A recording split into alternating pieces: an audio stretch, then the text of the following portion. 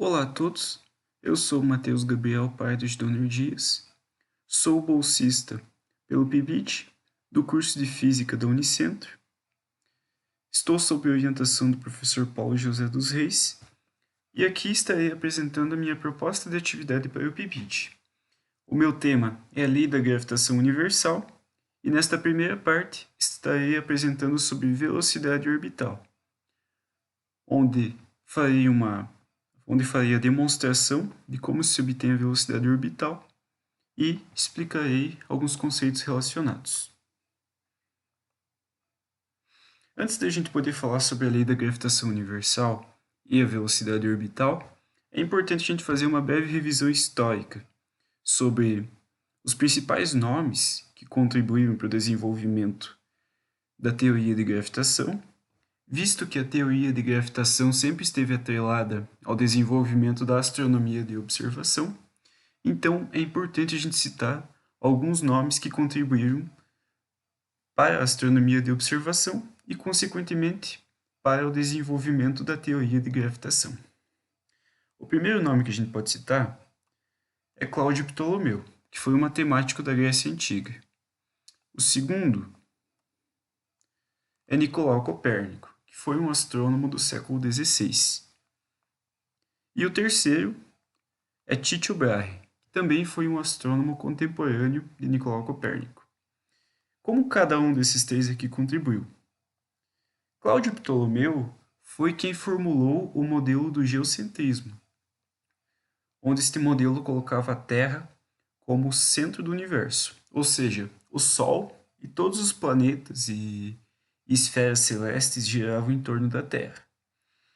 Um dos grandes problemas do geocentrismo é que ele resultava em epiciclos, ou seja, as órbitas dos planetas eram bem complicadas de serem estudadas, porque as órbitas circulares possuíam círculos cujos centros se encontravam dentro de outros círculos.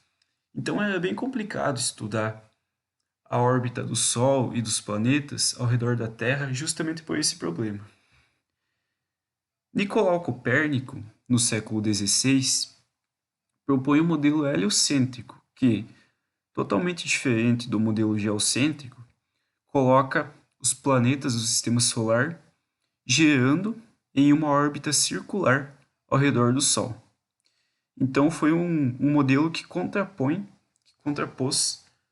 o modelo geocêntrico e simplifica bastante a descrição do movimento planetário.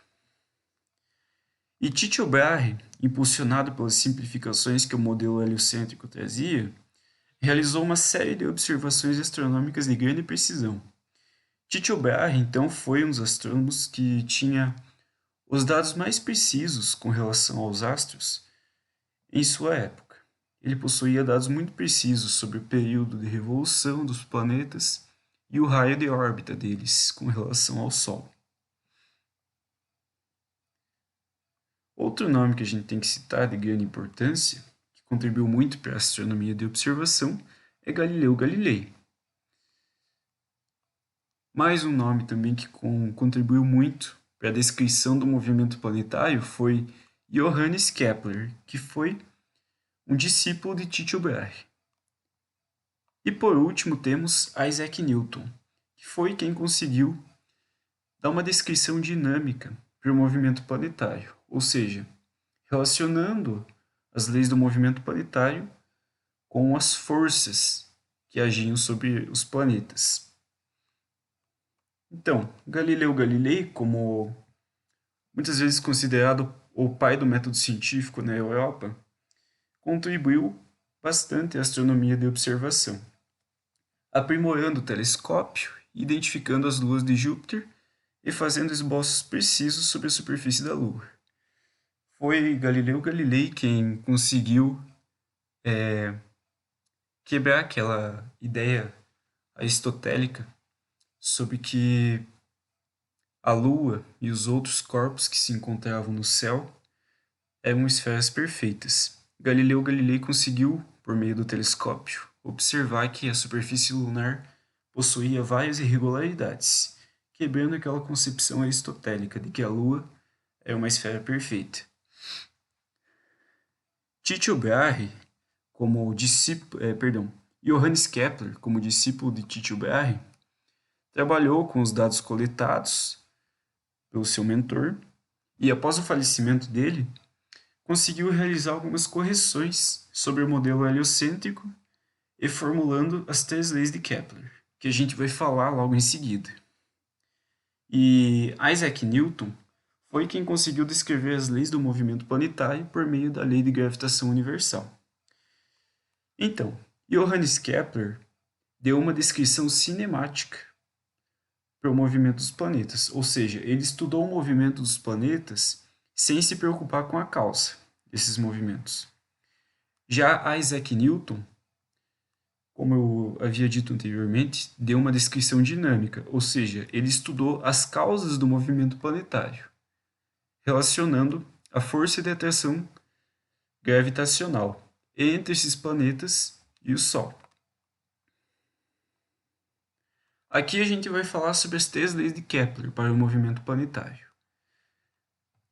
fazendo o enunciado de cada uma delas e dando alguns exemplos sobre como elas atuam no movimento planetário.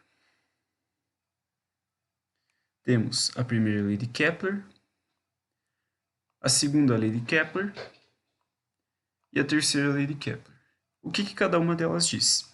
Bem, a primeira lei de Kepler afirma que as órbitas descritas pelos planetas em redor do Sol são elipses, com o Sol ocupando um dos focos da elipse. Ou seja, no lugar de órbitas circulares, temos órbitas elípticas, que são mais ou menos assim. Aqui temos a órbita, que podemos entendê-la como um círculo achatado. O Sol ocupa um dos focos. Aqui temos os 2 focos. O Sol ocupa um. Esse foco aqui, ele fica... nenhum corpo ocupa ele. E aqui temos o planeta descrevendo essa trajetória elíptica. Temos 2 pontos a serem notados. O afélio, que é o ponto mais distante com relação ao Sol, e o perihélio, que é o ponto mais próximo do Sol, ou seja, o ponto de máxima aproximação que o planeta pode fazer com relação ao Sol. É importante destacar também que a velocidade com que o planeta faz essa trajetória aqui, ela é mínima no afélio, ou seja, possui o seu menor valor no ponto mais distante do Sol, e é máxima no perihélio, ou seja, possui o seu maior valor quando se aproxima do Sol.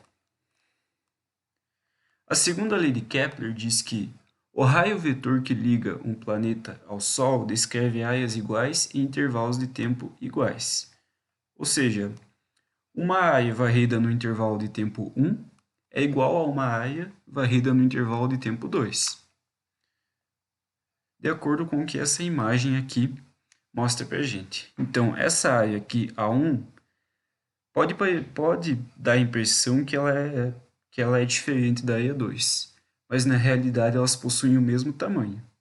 Essa daqui, ela tem, digamos, esse comprimento aqui, dessa semicircunferência, ele é maior do que esse daqui. Só que o raio vetor que liga o planeta ao Sol, ele é menor, ao passo que esse daqui é maior, ou seja, essas áreas aqui elas são iguais. A terceira lei de Kepler diz que os quadrados dos períodos de revolução de 2 planetas quaisquer estão entre si como os cubos de suas distâncias médias ao Sol. Isso resulta em uma expressão matemática, ou seja, que o período 1 ao quadrado, dividido pelo raio de órbita 1 ao cubo, é igual ao período 2 ao quadrado, dividido pelo raio de órbita 2 ao cubo. Ou seja, eu posso pegar o período de um planeta e o raio de órbita de um planeta e relacionar com o período de outro planeta e o raio de órbita de outro planeta.